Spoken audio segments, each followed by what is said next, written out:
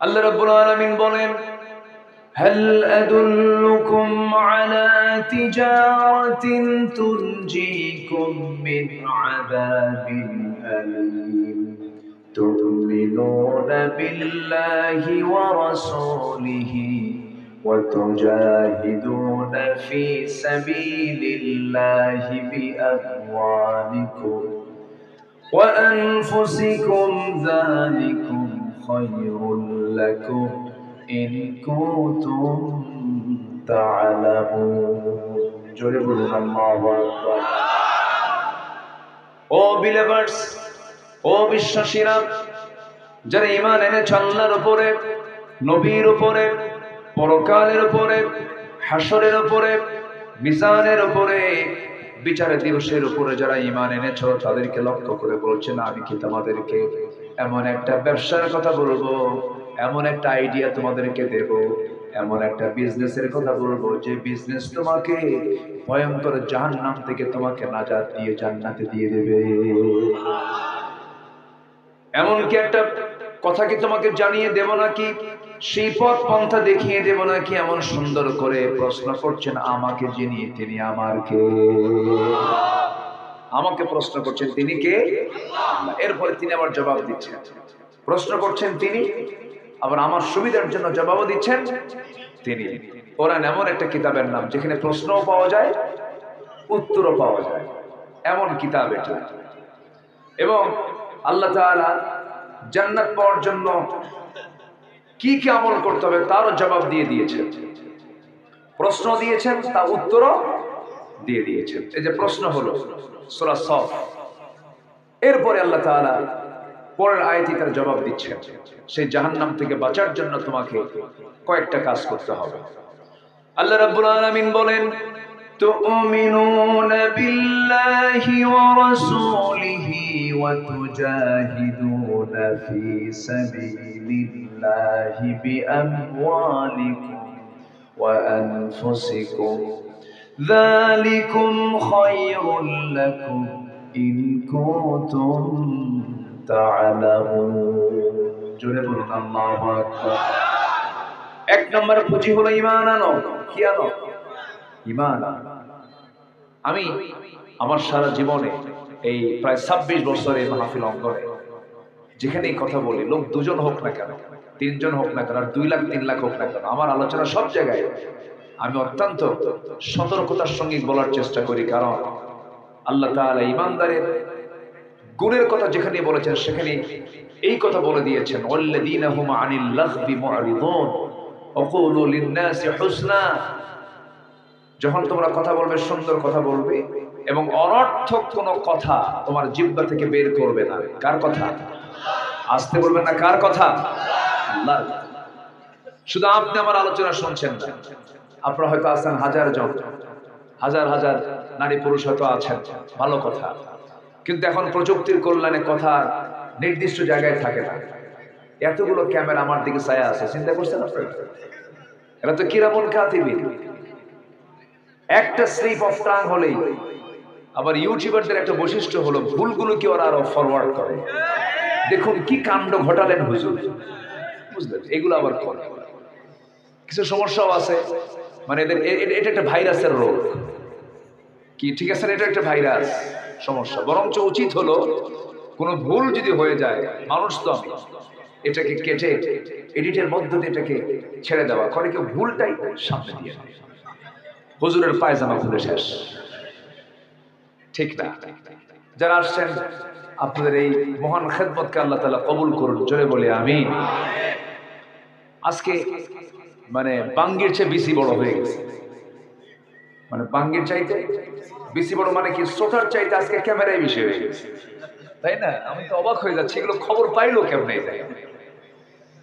জি ভালো, আল্লাহ তুমি ক্যামেরাম্যানদের এই খেদমতকে তুমি আল্লাহ কবুল করে নাও, জোরে বলি আল্লাহুম্মা আমিন। সম্মানিত ভাই, সম্মানিত ভাই সব, আমরা কি জাহান্নাম যেতে চাই না জান্নাত যেতে চাই? জাহান্নামটা কেমন? সুন্দর? জাহান্নাম সুন্দর হয়? জাহান্নামটা কেমন? ভয়ঙ্কর? বলেন কেমন ভয়ঙ্কর? বলেন এই যে জাহান্নামের জ্ঞান দরকার, তো জাহান্নামের জ্ঞান না অর্জন করতে পারলে তো আপনি জাহান্নাম থেকে বাঁচার চেষ্টা করবেন না। জাহান্নামটা কেমন আল্লাহ তাআলা এই জন্য গোটা কোরআনের 3 ভাগের 1 ভাগ শুধু জান্নাত জাহান্নাম নিয়ে কথা বলেছেন। যারা আয়াতগুলো পড়ে জানেন, যারা জ্ঞানী মানুষ, সেন্সলেস হওয়ার মতো হয়ে যায় যখন নীরবে, যখন ইদাস সামাউন ফাতারাত ওয়া ইদাল কাওয়াকিবুন তাসারাত ইদাশ শামসু কুফিরাত ওয়া ইদান নুজুমুন কাদারাত ইদা জুলজিলাতিল আরদু জিলজালাহা। এটা যখন পড়ে কোন জ্ঞানী মানুষ নীরবে নিভৃতে তাহাজ্জুদের সময়, তখন সে হেরে যায়, সে নিজেকে হারিয়ে ফেলে। আমি কে? আমার তো কোনো অস্তিত্বই নাই, আমার তো কোনো কিচ্ছুই নাই, সব যার, তিনি কে? আল্লাহ। বাইরে জাহান্নামের ভয় পেতে হলে জাহান্নামকে আগে চিনতে হবে, জাহান্নামটা কেমন ভয়ঙ্কর। এই যে সূর্য দেখতেছেন না, সূর্য বড় না পৃথিবী বড়? কত বড় বলেন? হ্যাঁ, মোটামুটি আমরা এটা মুখস্থ করেছি, এই দেশে প্রচুর ওয়াজ হয়েছে এটার উপরে। সূর্য এই পৃথিবী থেকে 13 লক্ষ গুণ বড়, চিন্তা করে নিন। দেখা যাচ্ছে কিন্তু প্লেটের মতো। এই সূর্যটা পৃথিবী থেকে 13 লক্ষ গুণ বড়। আবার এই সূর্য থেকে কিছু তারকা আছে, বেটেল জুইস একটা তারকা আছে, যে তারকা এই সূর্যের চাইতে 33 কোটি গুণ বড়। কল্পনাই করা যাবে না। এই বিশাল এই সৌরজগৎ কে চালান? আমেরিকা, রাশিয়া, ইউরোপ, কেউ না। কে চালান? আল্লাহ চালান। এই সূর্যটা, জাহান্নামটা এত ভয়ঙ্কর, জাহান্নামের গর্তের মধ্যে যদি, জাহান্নামের যে মুখ, ওই মুখে যদি এই সূর্যটা ছেড়ে দেওয়া হয়, বাচ্চার মুখে একটা চকলেট কিনে দিয়ে যদি বলা হয় তুমি এটা খাও, ও কি সারাদিন খাবে? কতক্ষণে শেষ হবে? নিল, শেষ। এই সূর্য যদি জাহান্নামের মুখে যদি ছেড়ে দেওয়া হয়, শুধু ঢুকবে, সূর্য খুঁজে পাওয়া যাবে না। কি বুঝতেছেন কথাটা? বুঝতেছেন? একটা আইডিয়া দিলাম। সূর্য হেরে যাবে, খুঁজে পাওয়া যাবে না, এমন ভয়ঙ্কর হলো জাহান্নাম। সেই জাহান্নাম থেকে বাঁচতে পারাটাই হলো চ্যালেঞ্জ। জাহান্নাম থেকে বাঁচতে হবে আমাকে আপনাকে। সবাই রাজি আছেন তো? নামাজ না পড়া, বিড়ি খায়া, গ্রামের লোক বিড়ি কম খায় না বেশি খায়? আর শহরের লোক কি খায়? একটু আপডেট, ওরা একটু আপগ্রেড খায়, ওরা একটু বেশি দামেরটা খায়। মানে ওরা একটু সামনে যেটা ফিল্টারিং থাকে, মানে বিড়ি কোনো ফিল্টারিং নাই, আর ওটা একটু উপরে ওই কি থাকে, স্পঞ্জ থাকে, স্পঞ্জ থাকে, ওটা থেকে একটু ফিল্টারিং করে খায়। এটার দাম একটু বেশি। এটা ডাইরেক্ট, ওটা একটু ইনডাইরেক্ট মারে। আচ্ছা, এরপরে যারা আরো একটু উপরে থাকে, এলিয়েট শ্রেণী, ওরা আবার একটু ঢালে। কি করে? ঢালে। বলেন তো, আদম সন্তানকে এই ঢালা আর টানা এই জন্য দুনিয়াতে আসছে? বলেন, ঢালা আর টানার জন্য আসছে। কিন্তু মানুষের বিড়ি খাওয়ার সিস্টেম দেখে কি মনে হয়, কত জন্মই হয়েছে কি খাওয়ার জন্য? যত আমল নামা 24 ঘন্টায় হয়, সবচেয়ে বেশি কাজ যায়, বেশি সময় যে ব্যয় করে কার পিছনে? বিড়ির পিছনে। কিছু হইলেই লাগা। আচ্ছা, এরকম আছে। আবার মাহফিল এসে বলে, হুজুর বিড়ি খাওয়া কি জায়েজ আছে? মানে উনি জায়েজের চেষ্টায় আছে, যেটাকে জায়েজ করা যায় কেমন। আমার বুকটা ফেটে যায় জানেন। 53টা বাজেট হলো এই পর্যন্ত বাংলাদেশে, এই স্বাধীনতার 54 বছর। প্রত্যেকটা বাজেটে অর্থমন্ত্রীরা বিড়ির দাম প্রত্যেকটা বাজেটই বাড়াইছে। কিন্তু যারা বিড়ি খায় তারা কয় মন্ত্রী বাড়াবে। তুমি বাড়াবে, আমাদের কোনো সমস্যা, প্রয়োজনে বাড়ি বেঁচে খাবো, তো বিড়ি ছাড়বো না। এত বিড়ি এই জাতি খায়। আমি একটা পরিসংখ্যান আমার হাতে এখন আসি না, আমি একজনকে করতে দিচ্ছি, দেখো তো বিড়ির পিছনে জাতি কত করে টাকা খরচ করে। এটা পরিসংখ্যান আমার হাতে এখন আসেনি, আমি একজনকে সোর্সে দিয়েছি। দেখো তো বিড়ির পিছনে জাতির বাজেট কত। এটা তো কম্পালসারি খাবার, তাই না? এটা খেলে পরে স্বাস্থ্য ভালো হয়, দেখি জাতির কল্যাণ হয়। চিন্তা করে দেখুন, 90% মানুষ বিড়ি খায়, 90%। আপনি গ্রামের দিকে তাকান, অথচ আমরা কিন্তু মুসলমান। আমরা কি বলেন তো? মুসলমান। পৃথিবীর কোন পয়গম্বর আদম থেকে শুরু করে নিয়ে আমার রাসূল পর্যন্ত কোন নবী, কোন রাসূল অপ্রয়োজনীয় কোনো খাবার মুখে নেন নাই। এই মুখটা খুব পবিত্র জায়গা, পবিত্র জিনিস। এই মুখে আপনি যা তা নিবেন তা হবে না। মুখে যা নেব আমরা হালাল নেব, হারাম কিছু নেওয়া যাবে না। মুখে যা বলবো হালাল কিছু বলবো, হারাম কিছু বলা যাবে না। একজন সাহাবী নবীর কাছে এসে বলছেন, ইয়া রাসূলুল্লাহ, আমি বেশি আমল করব না, আমাকে অল্প কিছু আমল শিখায় দেন, আমি জান্নাত পেতে চাই। রাসূল তাকে হতাশ করলেন না, বলেন তুমি কি আমল করো বলো তো। সাহাবী বলছেন, ইযা সাল্লাইতুল মাকতুবাত, আমি যদি 5 ওয়াক্ত নামাজ পড়ি, অসুমতু রমাদান, রমজান মাসে রোজা রাখি, ওয়া হালালতুল হালাল, আমি যদি হালাল জেনে হালাল জীবন গ্রহণ করি, ওয়া হারামতুল হারাম, হারাম জেনে হারামকে বর্জন করি, ওয়ালাম আযিদ আলা যালিকা শাইআন, আমি এই 4টা কাজের বাইরে আর আমি কোনো কাজ করব না, বাড়াবো না, আদখুলুল জান্নাতা ইয়া রাসূলুল্লাহ, আমি কি জান্নাত পাবো নাকি? আমার নবীজি মুস্কি হাসি মেরে বললেন, এই সাহাবী আমার জান্নাতি। জোরে বলেন সুবহানাল্লাহ। কয়টা কাজ বলেন, কয়টা কাজ? ওয়াজ কি বেশি লাগে? আমার দেশে ওয়াজ লাগে 3 ঘন্টা, আর আমল নাই একটাও। সারা রাত ওয়াজ শোনা, ফজর ডাক দিয়ে ঘুম পাবে। কি আছে না নাই বলেন তো, আছে না নাই? চিন্তা করে দেখো, শুধু 4টা আমল রাসূল শিখায়া দিবেন।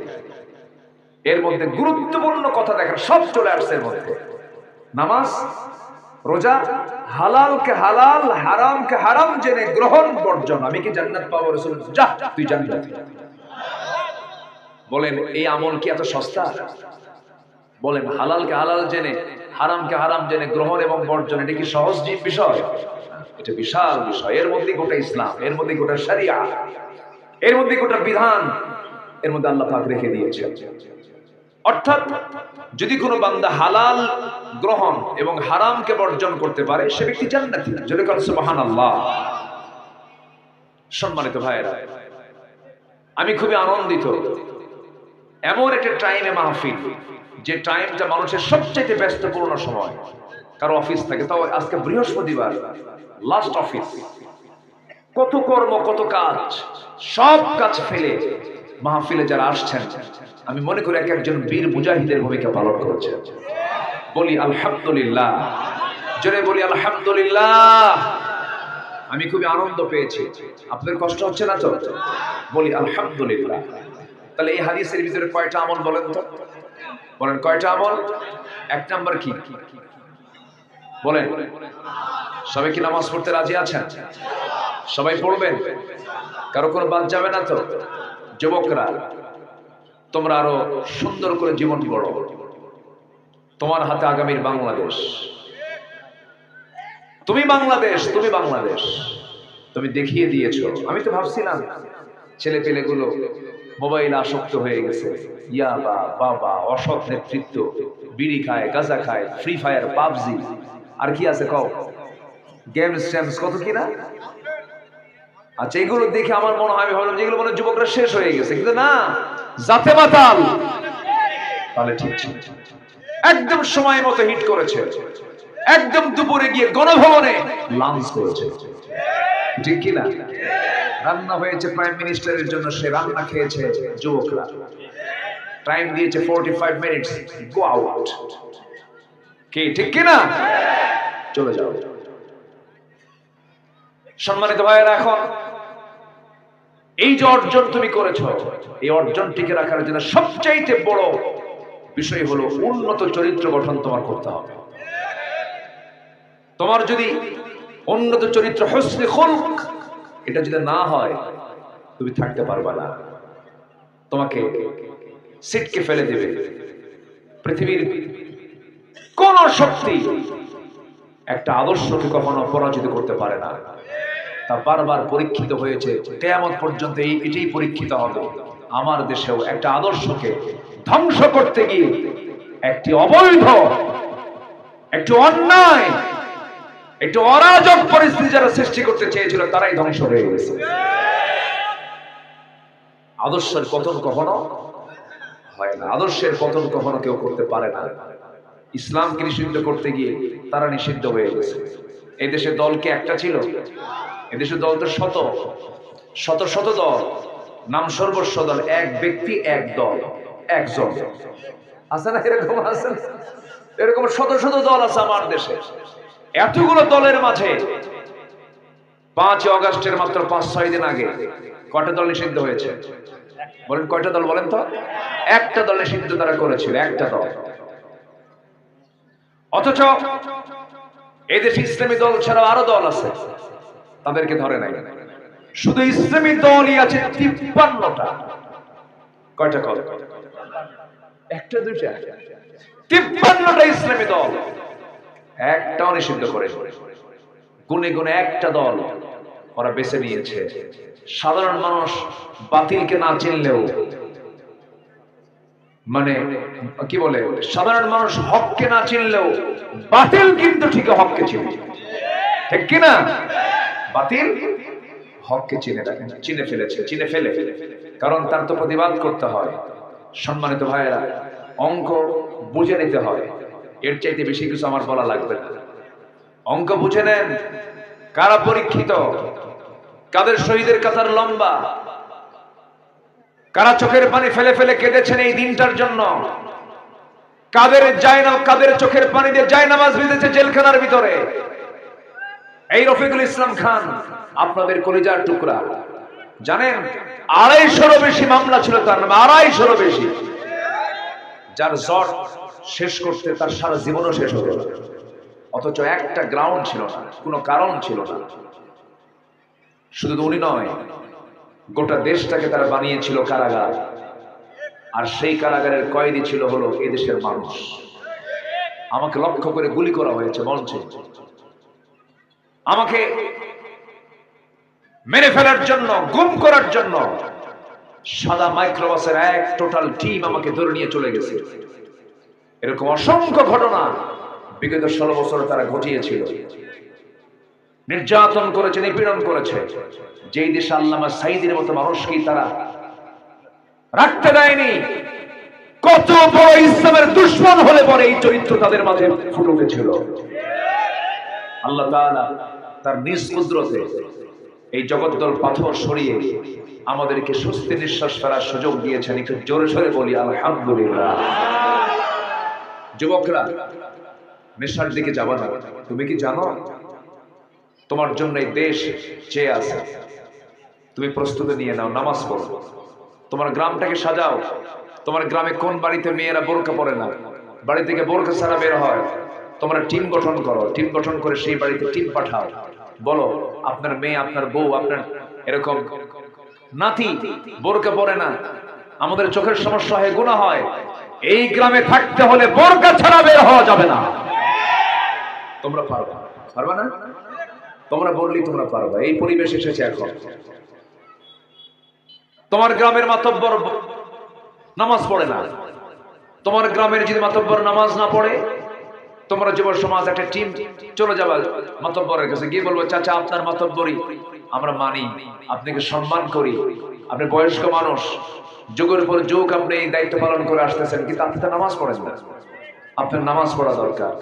নামাজ ধরলো আলহামদুলিল্লাহ, কোনো কথা নাই, নামাজ আছে, চরিত্র আছে। নামাজ নাই, চরিত্র নাই।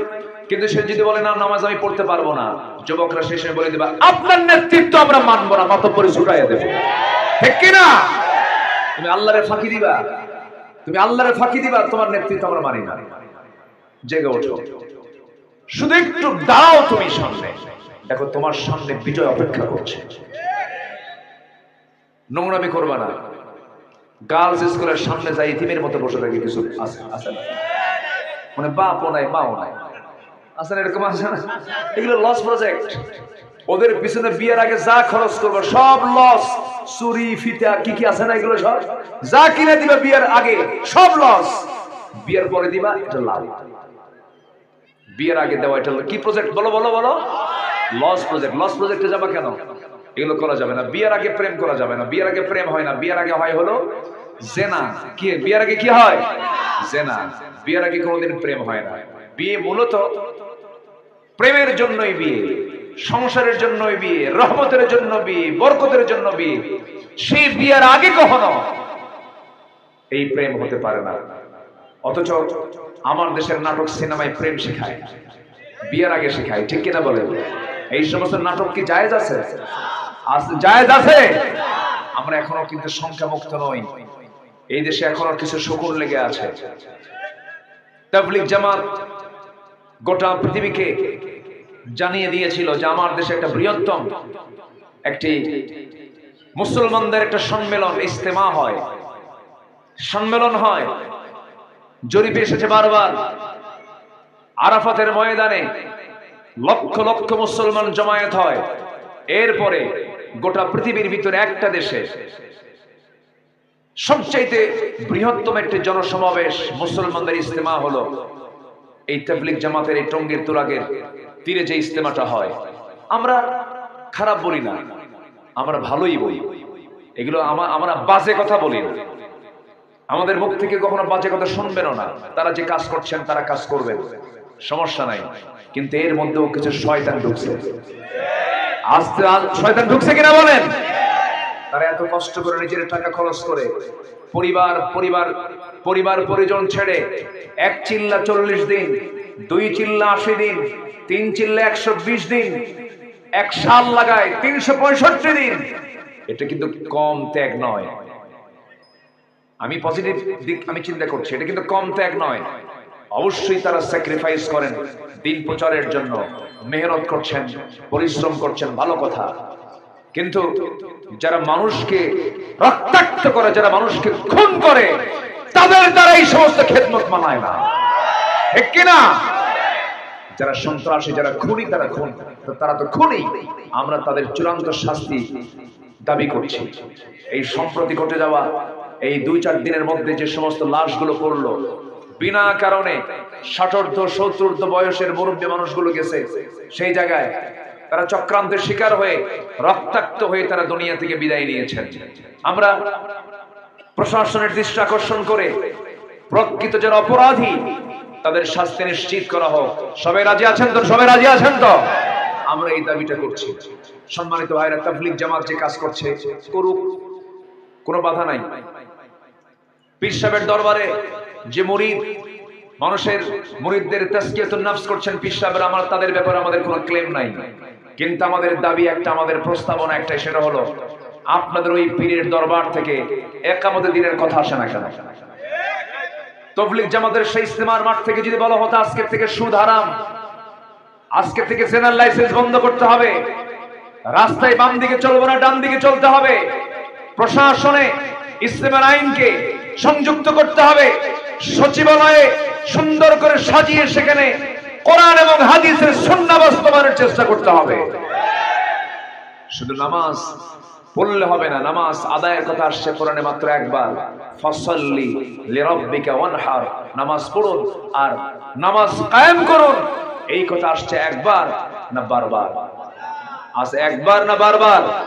80 বারেরও বেশি বার আসছে হলো নামাজ কায়েমের কথা।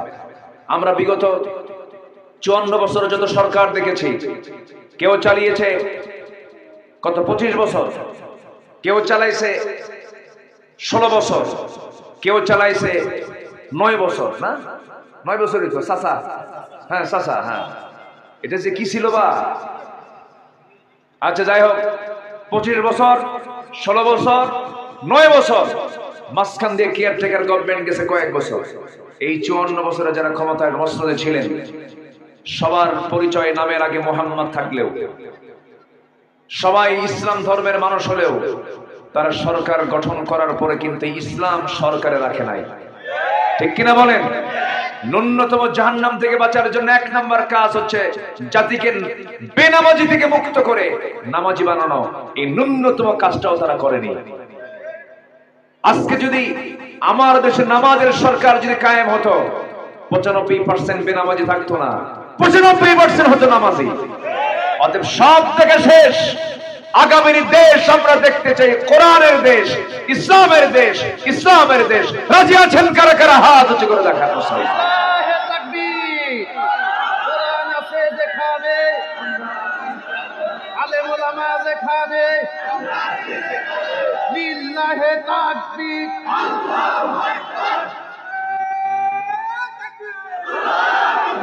আল্লাহ কবুল করুন, জোরে বলি আমিন, আরো জোরে আমিন। সম্মানিত ভাইয়েরা, সম্মানিত বন্ধুগণ, আজকে যদি আমার দেশটা যদি কোরআন দিয়ে চলতো, আর যদি কোনো দুর্নীতি না থাকতো, বাংলাদেশের মানুষ মালয়েশিয়ায় যে কাজ করা লাগতো না, মালয়েশিয়ার মানুষ বাংলাদেশে আসতো। আমার দেশের মাটিগুলো কত সুন্দর, দেখেন সামনের দৃশ্যটা দেখেন, দেখছেন সামনে কিসের ফুল? কোথাও পাবেন না এটা, জানেন? এই শুধু এই প্রজেক্ট যদি কুয়েত অথবা কাতার যদি তৈরি করতে চাই, হাজার হাজার কোটি টাকা খরচ করেও এই একটা দৃশ্য তারা বের করতে পারবে না। আর আপনি কয় টাকা খরচ করছেন? শুধু বিসি দানা নিয়ে এসে ছিটায় দিচ্ছেন, কি বানাইছেন দেখেন। ওরা কাতারের লোক এসে যদি দেখে এই দৃশ্য, কি করছে এটা? আল্লাহু আকবার বলবেন না? আমার দেশ, এত সুন্দর দেশ পৃথিবীর কোথাও পাবেন না, যেন নববধূর মতো সাজিয়ে রাখা আমার দেশ। বলি আলহামদুলিল্লাহ। আমি কাতারে গিয়েছিলাম, কাতারে ওরা কিছু গাছ, মরু অঞ্চল তো, বৃষ্টি হয় না, তো অনেকগুলো গাছ তারা যত্ন করে লাগাইছে। বললাম এই গাছগুলো থাকে কেমনে? প্রচুর গরম তো। বলতে সবগুলোর সাথে স্যালাইন লাগানো আছে। কি লাগানো আছে? স্যালাইন, বুঝলেন তো? রোগী গাছ রোগী হয়ে আছে, কিন্তু ওই তলে অটোমেটিক সেখানে পানির ব্যবস্থা, এবং উপর থেকে প্রত্যেক দিন তারা বিমান দিয়া, মানে ই করে, কি বলে, স্প্রে করে। বিমান দিয়ে পাইলট দিয়ে ওই কয়েকটা গাছ বাঁচানোর জন্য উপর দিয়ে স্প্রে করে, তল দিয়া স্যালাইন দিয়া কয়েকটা গাছ বাঁচানোর জন্য। আর আমার দেশ যেদিক তাকায় সেই দিকে গাছ। সুবহানাল্লাহ বলবেন না? জোরে বলে সুবহানাল্লাহ। সবকিছু ছিল আমার দেশে, আমার অন্য দেশ থেকে কিছু আনা লাগতো না। আমার দেশে যা আছে পর্যাপ্ত আছে, শুধু দরকার হলো সৎ নেতৃত্ব, যোগ্য নেতৃত্ব, ভালো ইমাম দরকার। ঠিক কিনা বলেন? ইমাম দরকার। হ্যাঁ, আমার দেশে এমনি এমনি নামাজ ছাড়াই আমি ইমাম বহু আছে না? এই এলাকাতে একটা ইমাম ছিল, কি ভাবতেছেন হুজুর খবর রাখে না? হ্যাঁ, ওগুলো ইমাম টিমাম চলবে না, যোগ্য ইমাম দরকার। ঠিক কিনা? আমরা ইমাম পাল্টাবো। মসজিদের ইমাম নির্বাচন করতে গেলে কত চিন্তা করি আমরা। দেখো তো ইমাম সাহেব কি নামাজ পড়ে ঠিক মতো? দেখো তো দাড়িটা ঠিক মতো আছে নাকি, দাড়ি কাটে নাকি? দেখো তো হুজুর কি মেয়েদের দিকে ছায়া থাকে নাকি? দেখো তো বিড়ি খায় নাকি? আবার বলে দেখো না হুজুরের নজর মনে ঠিক হবে না, দেখো তো হুজুরের বউটা দেখতে সুন্দর নাকি? হুজুরের বউ যদি খুব সুন্দর হয় তাহলে আর অন্য কোনো বউয়ের দিকে তাকাবে না। একটা ইমাম নিযুক্ত করতে নিয়ে আপনারা অনুবীক্ষণ যন্ত্র দিয়ে এত কিছু দেখেন, আপদ অবস্থা ভিতর বাহির সব দেখেন। সমাজের যারা নেতা তাদের দেখার দরকার আছে না? এখন এটাই দেখবো এক নম্বরে। যদি আপনার কাছে কোনো নেতা আসে, এসে যদি বক্তব্য দেয়, ভাইয়ের আমার এরকম যদি বক্তব্য দিয়ে যদি শুরু করে, অন্ন বস্ত্র শিক্ষা বাসস্থান চিকিৎসা, ওই যে একটা পাইছে, এইগুলো শুনবেন না। এইগুলো সব দিয়ে বলে তুই কি চাষ কর। কি কথা বলছেন? তোর বক্তব্য কি? সে যদি কোরআন দিয়ে বক্তব্য দেয়, ভালো কথা। হাদিস দিয়ে বক্তব্য দেয়, ভালো কথা। সোজা কথা বলবেন, তুমি কি নামাজ চাও? হ্যাঁ। তুমি কি কোরআন চাও? হ্যাঁ। তুমি কি ইসলাম কায়েম চাও? হ্যাঁ, ওয়েলকাম। তুমি কি চাও? আমার বাবারটা চাই, আমার স্বামীরটা চাই, অমুক নেতাটা চাই। জুতা তুলে গালে মেরে দিবেন। ঠিক কিনা? বহু ঠকছি, আর ঠকবো না। রাজি আছেন সবাই? আর ঠিক আর ঠকতে রাজি নাই। আমরা এখন কোরআন দিয়ে দেশ দেখতে চাই। জোরে বলি ইনশাআল্লাহ। আরো জোরে বলি ইনশাআল্লাহ। আল্লাহ কবুল করুন, আল্লাহ কবুল করুন। ওয়াজ কি বেশি লাগে? আর কিছু সময় আছে, আমাকে সময় দিচ্ছেন তো? জোরে বলি ইনশাআল্লাহ। সবার বউরা ভালো আছে তো? হ্যাঁ, ওই দেখা যুবকরা বউ নাই, ব্যবস্থা করে নাও।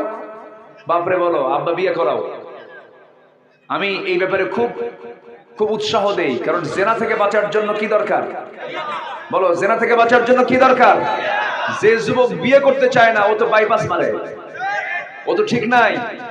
আর যে যুবক বিয়ের পাগল সে হচ্ছে চরিত্রবান। আলহামদুলিল্লাহ বলেন। এটা বাপদের বুঝতে হয়, বাপ এই পালস বুঝতে হবে। যে ছেলেটা মুখ খুলে বলে আব্বা বিয়ে করাও, তুমি বাপ বুঝতে হবে তোমার ছেলে চরিত্রবান, বিয়ে করার দরকার। আগের দাদারাই ভালো ছিল, 21 বছরের মধ্যে বিয়ে টিয়ে শেষ করে দিত। আর এখন বাপেরা ছেলেকে কি ইঞ্জিনিয়ারিং পড়, ইঞ্জিনিয়ারিং পড়তে পড়তে চোখ গেছে, কান গেছে, দাঁত গেছে, 50 পার হয় এরপরে বিয়ে করে।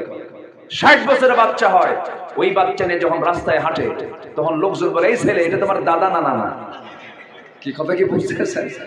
এগুলো টাইম নাই।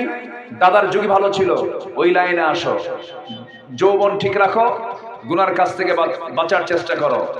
আমার মা বোন যারা আসছেন, স্বামীকে জাহান্নাম থেকে বাঁচানোর জন্য আপনাকে নামাজ পড়তে হবে। এই যে যারা স্বামী আছেন, যাদের বউ আছে, বউ নামাজ না পড়লে কি করবেন?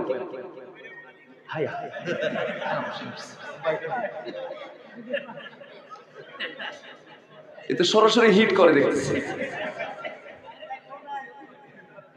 যে বলছে বেড়াবো, ওর তো বউই নেই। বউ মারা এত সস্তা? খুব কঠিন ব্যাপার। শাসন, শাসন তো করবেন। শাসন তো কাকে বলে? শাসন তো ওটা নয় যে আপনি তাকে আঘাত করছেন, না, শারীরিক কোনো আঘাত করা যাবে না। আপনি তাকে আগে আদর করবেন। কি করবেন? শুনবে না কেন? অবশ্যই শুনবে কথা। মানুষ তো মানুষের কথাই শোনে, ঠিক কিনা? সুন্দর করে বুঝাবেন, বউ এই যে ছাদের নিচে কত রাত থাকলাম, তোমার যৌবন আমার যৌবন একাকার, তো তুমি কি চাও না যে আমরা জান্নাতে একসঙ্গে থাকি? হ্যাঁ থাকতে চাই। নামাজ না পড়ে আমি নামাজ পড়ি, তুমি নামাজ পড়ো না, এটা হলো? নামাজটা ধরো। বাচ্চাদেরকে বুঝাবেন, সুন্দর করে বলবেন, বাড়িতে তালিম করবেন, বাড়িতে কোনো নাটক সিনেমার সুযোগ দিবেন না, প্রত্যেকটা সেকেন্ডকে কাজে লাগাবেন। স্ত্রীকে বলবেন তোমার চামড়া যেন কোনো পরপুরুষ না দেখে, তোমার কথার সৌন্দর্য যেন কোনো পুরুষ আকৃষ্ট না হয়। সুন্দর করে বুঝাবেন। আপনার পাহারাদার, আপনি স্ত্রীর পাহারাদার, আবার আপনার পাহারাদার আপনার স্ত্রী। কোথাও যাবেন লম্বা সফরে, বউ সাথে নিয়ে যাবেন। আমার নবীজি উহুদেও গেছেন বউ সাথে নিয়ে। আমার নবীজি কি বলে জীবনে একবার হজ করেছেন, তাও বউ সাথে নিয়ে। সুবহানাল্লাহ বলবেন না?